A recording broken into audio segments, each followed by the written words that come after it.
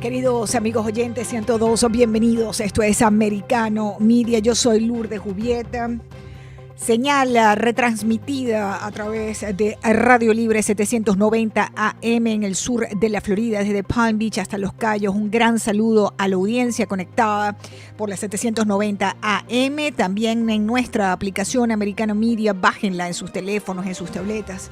Allí van a poder disfrutar de cada minuto, de cada segundo, de nuestra programación, de nuestro contenido completamente en vivo. A esta hora me acompaña Cristian Bonet en los controles. Juntos vamos a llevar adelante este espacio de opinión, entrevistas, análisis y por supuesto la participación de todos ustedes, que son lo más importante de Americano. Twitter, Facebook, Instagram, Getter, Truth Social, la que más le guste en cualquiera de esas redes sociales también encuentran Americano Media. Bueno, vamos a comenzar con una nota deportiva porque ya tenemos, pasamos a semifinales en el Mundial de Fútbol de Qatar, pero ha habido un partido el día de hoy entre Brasil y Croacia literalmente no apto para cardíacos y con un resultado que en definitiva estoy seguro que a muchos no ha gustado, que es que Brasil ha sido eliminado del Mundial 2022. Croacia le ganó por penales a Brasil y pasa Croacia a ser el primer semifinalista en Qatar. Increíble las sorpresas que está arrojando este Mundial de Qatar, pero dejemos que sea nuestro compañero Diego López, que ya está con nosotros a esta hora, periodista deportivo y conductor de Deportes Americanos. Conocer tus impresiones, Diego, bienvenido, que nos ha dejado a todos con el corazón en la boca este partido y finalmente muchos llorando, pues por supuesto, porque la selección de Brasil perdió. ¿Cómo estás, Diego? Bienvenido. Mi querida Luz, qué placer saludarte. Tal cual lo comentás, la sorpresa, el batacazo hasta ahora de la fase eliminatoria, digamos, después del de España es Brasil. La gran candidata, la gran favorita, se despide del Mundial ante una Croacia que parecía Iván Drago en aquella película de Rocky. Le pegaban y nunca lo pudieron vencer. Era una Croacia increíble, esta selección balcánica, que no es casualidad que esté ahí, que es una generación que salió subcampeona del mundo en 2018, que los últimos 5 partidos que ha forzado a alargue, los ha ganado los 5 partidos a los que ha ido a alargue. Así le ganó también a Japón en octavos de final. Y bueno, está ahí de la mano de un porterazo como es Dominik Livakovic, que seguramente dejará el Dinamo de Zagreb, que se ha convertido en figura, no solamente ahora en cuartos de final, también fue figura en octavos y le dio el pase junto a la gran generación de los Brozovic, de los Perisic, de los Modric, y eliminó a la gran candidata, eliminó a la que todas las apuestas la ponían como favorita y campeona del mundo, incluso Brasil. Sí, y qué triste, ¿verdad? Cuando uno ve perder, bueno, en lo personal, ¿no? Tengo todavía esperanzas con Argentina, porque ahorita vamos con Argentina, pero digo, a uno de los nuestros en la región que pierda Brasil. Además, el fútbol de brasileño es tan divertido, es tan colorido, si se puede decir de alguna manera. Es algún Sí, fútbol además bien alegre, ¿no? Pero sí, es el pero fútbol bueno. fiesta. El fútbol fiesta, correcto. Pero tú sabes que tampoco me gustan las definiciones en penales, pero en definitiva esas son las reglas del juego, porque cuando eliminaron a España, otra cosa, también fue por penales, ¿no? Sí, son las reglas del juego. Al final, yo siempre digo que el jugar bonito, el jugar bien o llegar muchas veces al arco, como tuvo ahora Brasil el partido, eso no te da los puntos o no te da el pase a la siguiente ronda. El fútbol y la Ujú. primera regla es gana el equipo que hace más goles. Esa es la regla y hay diferentes Claro. esquemas y diferentes tácticas y todas ganan partidos mundiales y campeonatos. Y bueno, Croacia ahora, digamos que en la cancha no fue el mejor equipo porque Brasil remató 11 veces al arco, contrario a lo que hizo Croacia, que remató una tan sola vez, pero se llevó la victoria y ahora los aficionados de Croacia no creo que Claro. estén preocupados porque solamente patearon una vez. Correctamente. Y mira, y dime cuál es tu pronóstico para el partido esta tarde. Juega la Argentina, ¿no? Para definir quién se va a encarar en definitiva con Croacia en la final. Pero, ¿qué tú crees de ese juego? ¿Qué crees de la selección argentina? Va a ser un partidazo, estoy seguro que va a ser un partidazo. Ojalá que por el bien de América, Argentina logre meterse a la siguiente fase, porque si no prácticamente nos quedaríamos con una Eurocopa Sí. en la fase de semifinales. Ya están listas las Mm, alineaciones, te las cuento rápido. Argentina ujú. sale con Davián Martínez, Cristian Romero, Nicolás Otamendi, Lisandro Martínez, De Paul, que era la gran duda, juega Marcos Acuña, McAllister, Enzo Fernández, Nahuel Molina, Julián Álvarez y Lionel Messi. Esto es importante. ¿Por qué menciono a Lionel Messi? Porque si Argentina queda eliminada, ahora podría ser el último partido del genio del fútbol mundial en una Copa del Mundo, porque podría darse su retiro de los mundiales de la selección este día. El partido muy parejo, muy parejito. Ojalá el deseo de nosotros, claro está, los Claro. que vivimos en este continente es que pase Argentina, pero veo una selección holandesa o de Países Bajos muy fuerte también, con mucha llegada por las bandas y que puede hacerle daño a la selección dirigida por Leonel Scaloni. Por cierto, un dato, mi querida Lobo, que se me olvidaba entregarte. Neymar ahora igualó a O'Reilly Pelé con 77 Mm, goles con la sí, selección brasileña. Sí, ¿en qué momento? ¿En qué increíble, momento tremendo lo hace? jugador. ¿En qué momento? Correcto. Ay, bueno, Diego, pues nada, con tristeza, pero con esperanza con el tema de la Argentina que juega esta tarde, a ver si como tú dices, el Mundial no queda como una Eurocopa. Te agradezco mucho, Diego, por supuesto, siguiéndote siempre y escuchándote en Deportes Americano. Gracias por acompañarme. Por favor, un placer, a la orden y un abrazo para todos. Gracias. Diego López, nuestro periodista deportivo, conductor de Deportes Americano. Hacemos una breve pausa, ya volvemos. Nos vamos rápidamente para el Perú. Para Lima hay protestas, hay situaciones obscuras que se están desarrollando a esta hora tras el golpe de Estado del ahora destituido expresidente Pedro Castillo. Pedro Rospigliosi, quien es sociólogo, periodista, exministro del Interior en el Perú y ex jefe del Servicio de Inteligencia, me acompaña a esta hora. Don Fernando Rospigliosi, qué bueno saludarlo. Un gran abrazo para ustedes, Lourdes Jubieta desde Miami. Buenas tardes, Lourdes. Don Fernando, estoy leyendo aquí en varios portales, varios analistas, y hay una situación que me ha saltado a la vista en medio de todas estas protestas y de los acontecimientos de las últimas 48 horas, perdón, y es la figura de Antauro Humala. Me han pasado incluso una votación de decir que él podría ser una opción presidencial para el Perú. Antauro Humala, amigos oyentes, un criminal que acaba de salir de la cárcel, un delincuente y que estaría también detrás de algunos de los sucesos que se están desarrollando en el Perú. Dígame usted, don Fernando Rospiglioso, don Rospiglioso, ¿cómo ve la situación a esta hora? Bueno, es muy complicada. Después del golpe de Estado que intentó Pedro Castillo, como sabemos, no contó con el respaldo de las Fuerzas Armadas, por suerte, y fue inmediatamente destituido por el Congreso. Este delincuente intentó refugiarse en la Embajada de México, pero fue detenido por la policía y ahora la Fiscalía ha ordenado su prisión preventiva por 7 días. Hoy día los partidarios de Castillo, es decir, los herederos del Sendero Luminoso, del Movadef, los seguidores de este sujeto desquiciado, este asesino de policías, Antauro Humala, que no son muchos, son grupos pequeños, pero están Sí, acostumbrados a la violencia y a generar disturbios. En eso sí caos. son expertos. Entonces lo que están haciendo es bloquear carreteras, quemar llantas y provocando una situación de caos y de inestabilidad, mientras la señora Boluarte, la presidente, le ha reemplazado a A Castillo. Castillo, está en medio de la pasividad, no se sabe qué está haciendo, se reúne con mucha gente, pero todavía no nombra un gabinete. O sea, hoy día no tenemos gobierno, mientras todos los herederos del terrorismo están provocando disturbios en todo el país.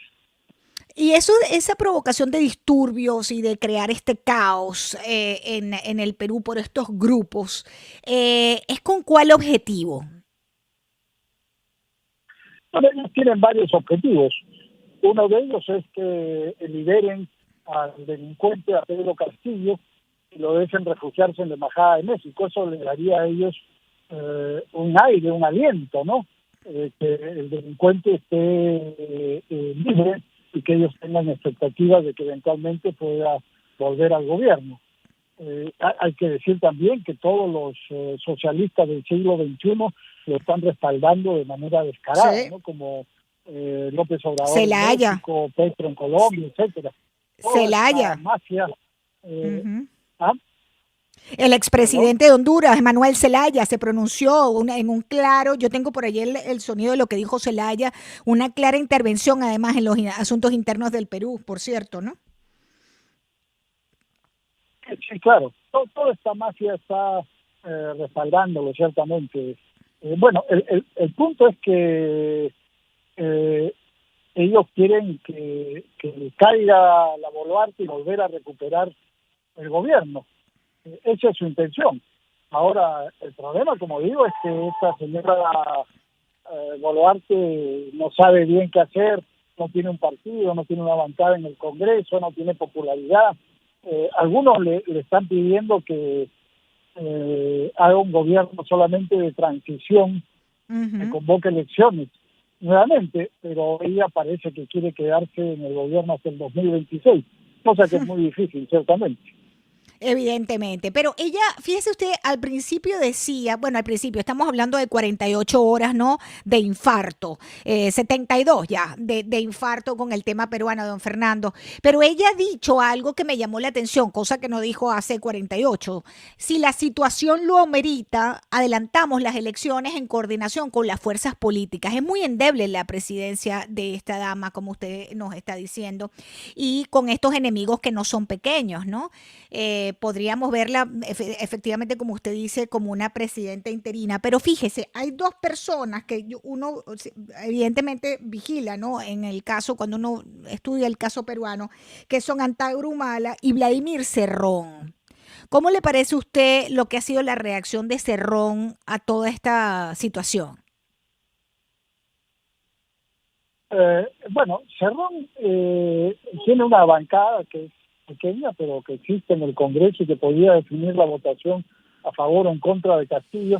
Y lo que pasa es que Cerrón, en víspera de la votación, puso nervioso a Castillo porque todos estaban vendiendo sus votos, ¿no? Y parece que quiso elevar mucho el precio y puso nervioso a Castillo, que se adelantó en dar este golpe que él venía preparando desde hacía tiempo, pero se adelantó y le salió muy mal. Y entonces ahora Cerrón está en contra de Boluarte y quiere derrocarle, está participando en todos los desmanes que están ocurriendo en algunos lugares del país, ¿no? Él, si bien había tenido discrepancias con Castillo, finalmente él quería que permaneciera en el gobierno porque le habían dado dos ministerios que estaban siendo saqueados, robados por la gente de Cerrón. Además, Cerrón recibía dinero negro del servicio de inteligencia, por orden de Castillo le estaban pagando cantidades mensuales y finalmente tenía el apoyo del gobierno para mantenerse en libertad, a pesar de los muchos procesos y acusaciones que tiene. Entonces a él le convenía que Castillo siguiera en el gobierno todavía, como digo, a pesar de que tenía discrepancias con él. Ahora lo que está haciendo es tratando de incendiar el país también para pescar a río revuelto. Correcto. Ahora fíjese, esta es la parte política, pero también hay una parte que tiene que encarar frente a la justicia el golpista destituido Pedro Castillo, que son las evidencias de corrupción de él y de su familia, ¿no? Había una investigación justamente el día de los hechos, se iba a hacer pública, ¿no? Esa investigación de la cantidad de cargos que hay por corrupción de él y de la familia presidencial.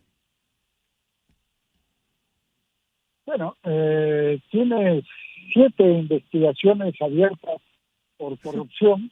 La Fiscalía ha hecho un muy buen trabajo, ha logrado detener a varios de los familiares y de los secuaces de Castillo, ministros, viceministros, o sea, ex viceministros, funcionarios muy cercanos a Castillo, que para evitar ir a la cárcel se han convertido en colaboradores de la Fiscalía y han denunciado con mucho detalle todas las coimas que cobraban a empresarios, cómo se repartía el dinero. Parte de ese dinero iba para sobornar a congresistas para que respalden a Castillo, parte del dinero se le entregaba directamente a Castillo, a sus familiares. Entonces, no hay ya ninguna duda. Hasta el mes pasado, la Fiscalía había acumulado 190 evidencias de corrupción contra Castillo, al que denominan el líder de una organización criminal. Entonces, no hay ninguna duda sobre eso, ¿no? Por eso este sujeto está desesperado, porque lo dejen en libertad, aunque sea unas horas, y inmediatamente se refugiaría en la Embajada de México, en cualquier embajada de los países del socialismo del siglo XXI. Su situación es muy crítica, y si hubiera justicia en el Perú, es decir, si no hay una nueva crisis y si las instituciones judiciales funcionan, le esperan 35 años de prisión, por lo menos. Por lo menos. Don Fernando Rospigliosi, me queda un minuto. Su pronóstico para las próximas horas. ¿Continuarán las protestas? ¿Qué es lo próximo que usted podría avisorar en esta situación? Lo que tenemos es inestabilidad en el futuro. El gobierno de Boluarte es precario, va a ser precario, pero todavía no se puede decir mucho porque no ha nombrado a su gabinete ministerial, no se sabe con qué personas va a gobernar. De eso dependerá cómo se resuelve esta crisis. Don Fernando Rospigliosi, gracias inmensas por acompañarnos a esta hora en Americano Media. Nuestro invitado a esta hora, Fernando Rospigliosi, en vivo desde Lima, Perú. Hacemos una breve pausa, ya volvemos. Sociales, busquen Americano Media, somos libre, somos americano. Iniciamos la segunda media hora de programa. Está Cristian Bonet en los controles, alias ex Bigotes, acompañándome en el desarrollo de este espacio informativo. Bueno, nos vamos para España y lo hacemos con un gran amigo, un gran invitado y un gran luchador por la libertad de Cuba, por los derechos humanos, Javier Larrondo, el presidente de Prisoners Defender desde Madrid. Javier, qué bueno tenerte en el programa. Muy buenas tardes. Qué bueno estar contigo, Lourdes. Un abrazo. El abrazo es para ti también, desde aquí, bien apretado. Además, ese abrazo me encanta. Soy una ferviente seguidora de tu trabajo, una admiradora de toda tu trayectoria y tu lucha. Y hoy tenemos este informe mensual de presos políticos en Cuba. Amigos oyentes, contrario a mejorar, esto se pone peor. 24 nuevos presos políticos en el mes de noviembre. Cuéntanos cuál es la situación, Javier. Bueno, pues llevamos un montón de meses, lo hemos reflejado en un gráfico porque ya era sangrante. Llevamos un montón de meses con decenas de nuevos presos políticos y la lista no deja de crecer. También hay bajas, es decir, van cumpliendo condena los primeros 8 meses, 12 meses, año y medio y tal, pero realmente la lista no deja de crecer porque la represión está siendo, brutal en estos meses en Cuba. El régimen no está poniendo cuota a esa represión y están encarcelando a decenas de personas. Este mes han sido 24, pero en el 2 meses atrás fueron 40. O sea que estamos en una situación paupérrima, vamos. ¿Y estos nuevos 24 son bajo qué cargos? ¿Qué es lo que hicieron, supuestamente, según el régimen criminal de La Habana? Como siempre, son cargos penales. Bueno, hay de todo, hay algunos de propaganda enemiga, hay algunos que tienen unos tintes en la acusación como si fueran más políticos, pero en realidad todos, cuando te lees los papeles judiciales, que son vergonzosos, como escriben los jueces y los fiscales en Cuba, pero vergonzosos, o sea, un conocimiento nulo de la legislación internacional, entonces ellos mismos reflejan todas las barbaries, ¿no? Y son todos procesos fabricados completamente con testigos de la seguridad del Estado, o sea, delitos que son contra la ciudadanía, como por ejemplo desórdenes públicos, que tendría que haber damnificados, gente que se queja, ni un solo testigo de la ciudadanía.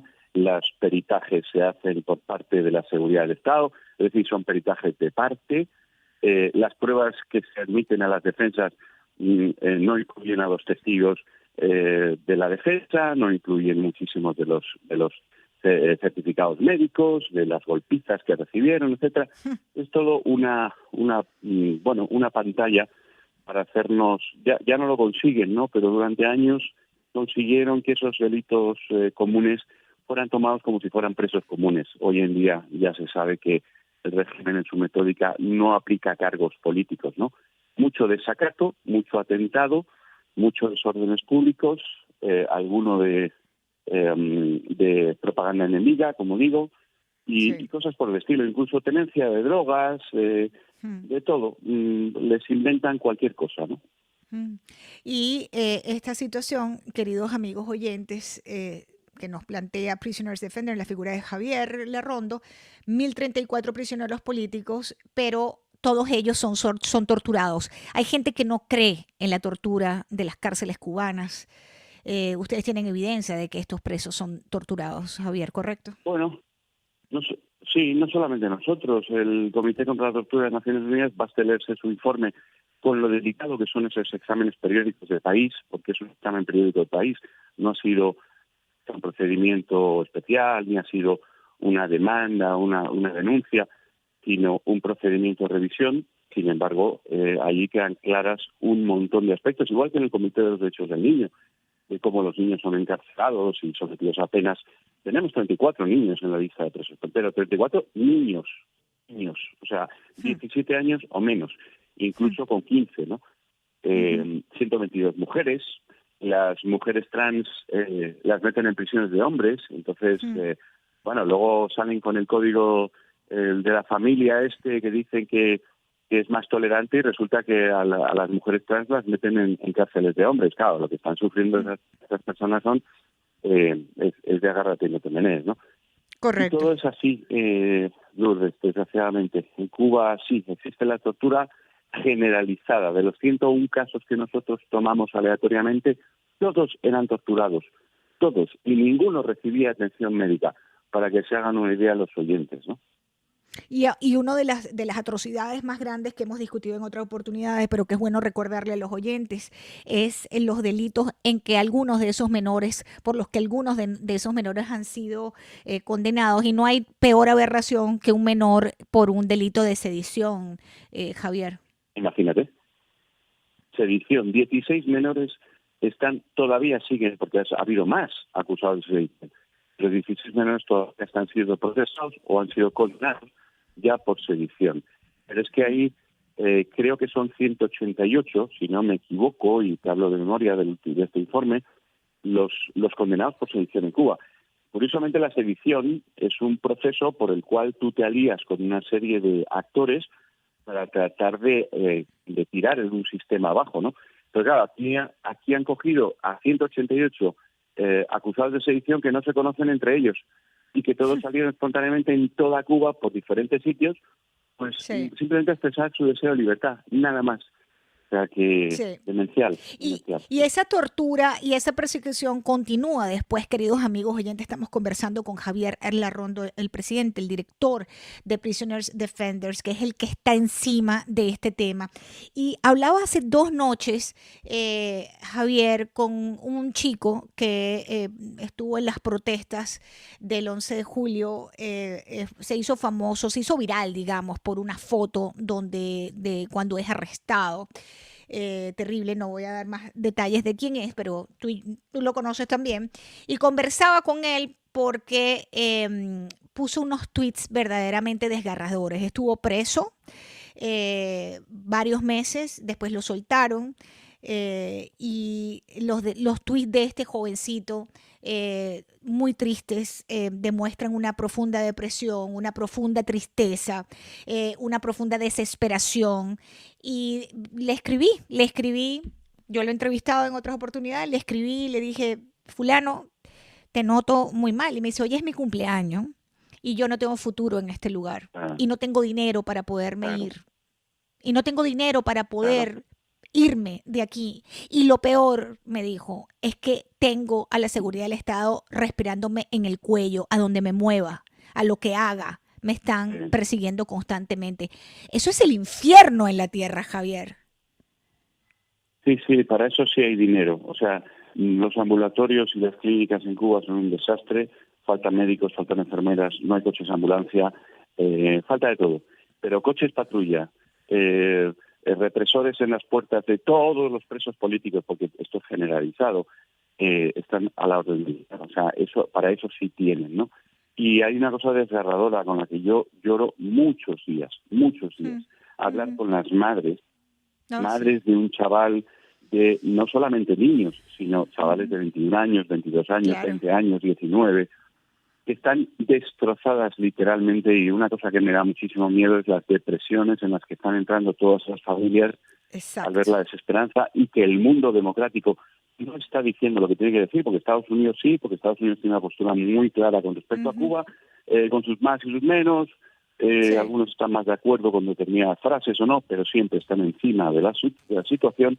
Pero en Europa no se dice, no se habla, no, la Comisión Europea no se pronuncia, y entonces el mundo parece que está callado. Entonces esa depresión que les está entrando a esas familias, a esas madres, a esos padres, esa impotencia, eso es algo verlo, sentirlo al teléfono todos los días, porque hablo todos los días con muchos, no con algunos, con muchos presos, con muchas familias de presos. Eso es durísimo, Lourdes. Durísimo. Esta conversación con este muchacho a mí verdaderamente me rompió el corazón por la profunda depresión y la persecución, además del daño que ya trae por siendo menor de edad, haber pasado casi año y medio preso en estos cárceles cubanas violatorias de toda la norma y de todos los derechos humanos. Javier Larrondo, seguimos en la lucha, seguimos adelante. Te agradezco mucho por todo lo que haces. Prisoners Defenders, amigos oyentes. Seguimos y ganaremos, sin duda. Así es. Gracias, Javier. Un gran abrazo para ti. Javier Larrondo de Prisoners Defenders, el nuevo informe mensual de presos políticos en Cuba. 24 nuevos presos políticos en noviembre. Una inhumana represión domina Cuba desde el 11 de julio. Ya son 1.034 los prisioneros políticos en Cuba que siguen encarcelando a decenas cada mes. Y aquí en Miami tenemos una protesta hoy a las 6 de la tarde. Porque hoy es el día en que la autora del libro El privilegio cubano, presenta su libro en el FIU. No lo pudo hacer en Books and Books, lo está haciendo en el FIU. Lo permite, además, la autonomía universitaria, pero también nos permiten a nosotros protestar. Al regreso les cuento dónde es la protesta. Continuamos, queridos amigos oyentes, gracias por estar en sintonía de Americano Media y Radio Libre 790. A esta hora nos conectamos rápidamente. Tengo 2 minutos para hablar con Luis León de Action for Freedom, porque les decía mientras conversábamos con Javier Larrondo de Prisoners Defenders que hay una caravana de protesta del exilio cubano hoy a las 6 de la tarde. Bienvenido, Luis León, qué bueno tenerte en el programa, Leito, un abrazo. Gracias, Lourdes, gracias a ti, un saludo para toda la audiencia y todas las personas que están sintonizadas a esta hora. Cuéntanos dónde es el evento, qué es lo que vamos a hacer, cuéntanos todos los detalles, por favor. Claro que sí, Lourdes, por supuesto. Mira, bueno, teniendo en cuenta la respuesta de FIU, que FIU cuando se le pidió permiso para manifestarnos ante este evento, este ultraje al exilio, FIU nos dio como por salir de nosotros, como se dice en buen cubano, un lugar dentro de la universidad que está aislado, que está remoto, donde no se nos va a escuchar, donde no se nos va a ver nuestra protesta y donde no se va a sentir. Entonces, bueno, hemos decidido que vamos a hacer una caravana alrededor de todo el FIU. El punto de encuentro es hoy a las 6 de la tarde en el monumento cubano de la feria de Tamiami. O sea, el parqueo donde nos vamos a encontrar nos va a ser en el parqueo de la feria del Tamiami, la entrada de Coral Güey, la 114 Avenida. Ahí vamos a estar en ese parqueo, que hay una torre con una bandera cubana, y ahí a las 6 salimos a darle la vuelta a todo el FIU, bordeando todo el FIU con nuestros carros, manifestándonos y dejando saber que el exilio cubano no va a permitir esto y que no nos quedaremos callados ni de brazos cruzados tampoco.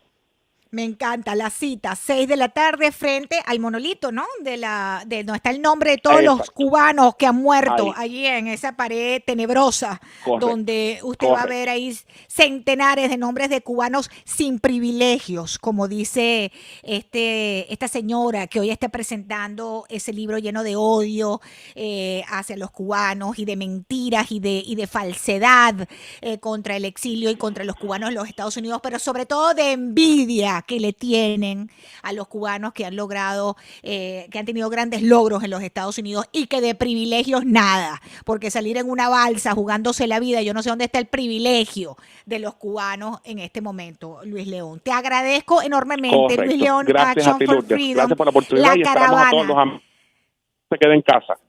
6 de la tarde en punto, eso es en el parque del FIU, donde uno va a la feria, en ese estacionamiento donde está el monolito con la bandera cubana, ahí a las 6 en punto, amigos oyentes, ya lo saben, ahí nos vamos a encontrar para Gracias, protestar, Luz. porque ese es nuestro derecho.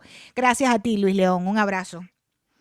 Un abrazo inmenso para ti. Bien, rápidamente tengo otro invitado que no quiero dejar pasar, amigos oyentes. Tengo toda la semana tratando de ubicarlo y es fue noticia evidentemente esta semana la muerte de la actriz Kirstie Allen por un cáncer de colon fulminante.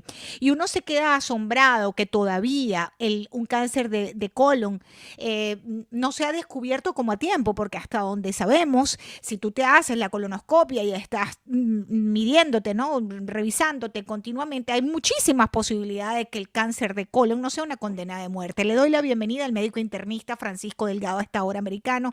Doctor, gracias por acompañarnos. Le saluda Lourdes Jubieta. Buenas tardes, Lourdes. Encantado de estar con ustedes. Gracias, doctor. Gracias a usted por estar con nosotros. ¿Qué pasó aquí, doctor? 71 años y un cáncer de colon fulminante. Aparentemente no sabía, no tenía síntomas, no sabía nada, pero con una colonoscopia no se puede evitar esto. Oh, yo estoy tan asombrado como tú. La realidad es increíble que en este momento, con todo el desarrollo que hay y medios diagnósticos, nos dejemos agarrar por un cáncer de colon. O hay otros cánceres que a veces casi que es imposible poder detectarlo en tiempo, pero el cáncer de colon, sencillamente si nos hacemos la colonoscopia, que es lo que está indicado ya después de 50 años, inclusive ya se está pasando a menos hasta 45 años, porque hay bastante incidencia de este cáncer, pero la colonoscopia es el examen preventivo mejor que hay, porque el cáncer de colon se produce por un pólipo que los pólipos son relativamente frecuentes y son tumorcitos benignos, pero algunos se malignizan, pero no se malignizan en 6 meses, en un año, se malignizan al cabo del tiempo, siempre más de 5 años o 10 años. Por lo tanto, cada vez que le hacen una colonoscopia a una persona, todos los pólipos que encuentran los sacan, los quitan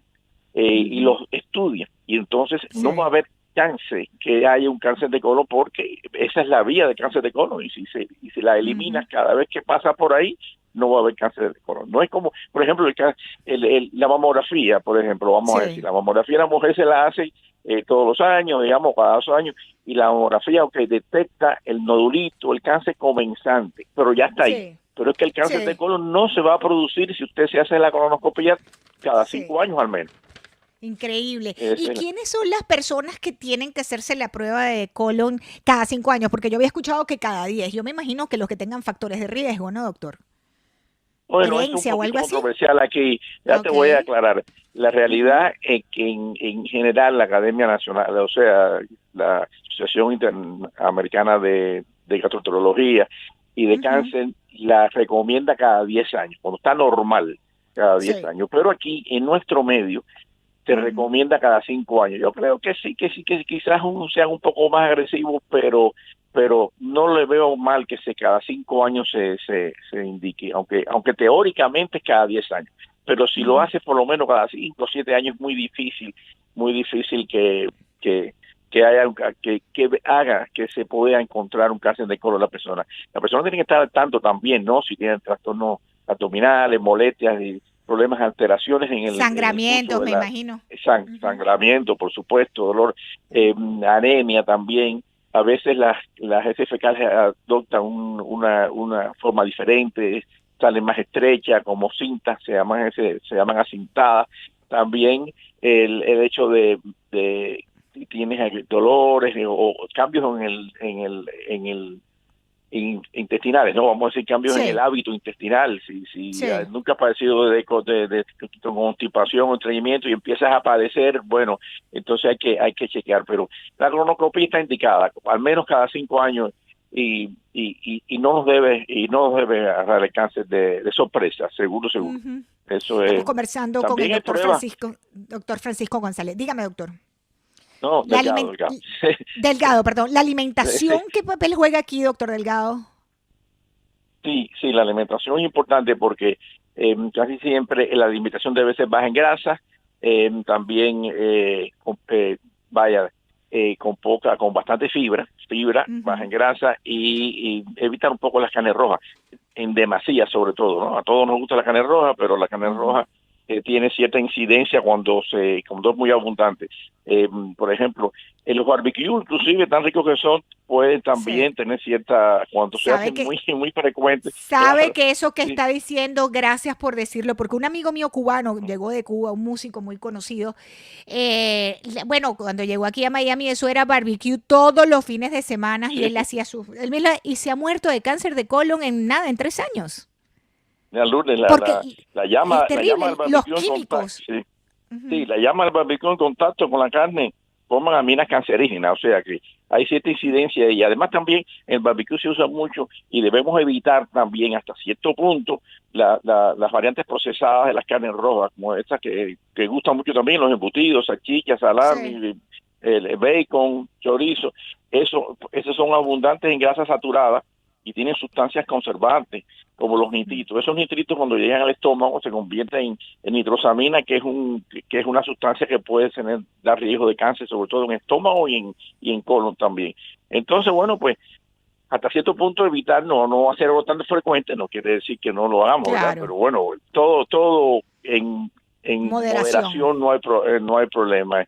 Y sobre todo bajar la grasa, y evitar, bueno, esa frecuencia de carne roja y comer fibra además. Y hacerse la prueba. Hay otra prueba, sí, que te lleva a decir que es que las personas que le huyen a la colonoscopia se la pueden hacer, que es la sangre oculta en heces fecales, que se hace todos los años en el laboratorio, bien sencillo, te dan un container y haces la carga y la llevas, y si hay sangre oculta, bueno, entonces hay que chequear, aunque la sangre oculta puede ser por muchas cosas, puede ser por hemorroides también, pero bueno, ya se debe hacer. Y hay otra prueba que es un poquito más profunda, que es con sangre oculta, que es con sangre también, es con las heces fecales, que se llama el Cologuard, que ellos estudian la sangre, si hay sangre oculta y si hay y en el DNA también de las células, si hay alguna célula sospechosa. No quiere decir que si es positiva ya tenga cáncer, pero sí entonces la persona debe irse a hacer la colonoscopia. Yo recomiendo la colonoscopia y te voy a decir algo, la experiencia es malísima en algunas personas que siendo inteligentes y todo rechazan la colonoscopia. Yo sé que es molesta, que hay que ir al gastroenterólogo, que todo eso, sí, pero más molesto es lo otro. Sin duda. Sí, señor. Claro, doctor, un gran abrazo para usted, el doctor Francisco Delgado, médico internista con nosotros a esta hora. Gracias por acompañarme, doctor. Un gran abrazo y feliz fin de semana. Gran abrazo y buen fin de semana. Gracias. Bien, se me acaba el tiempo. Gracias, Cristian Bonet. Gracias, queridos amigos oyentes. Continúen en sintonía de Americano Media.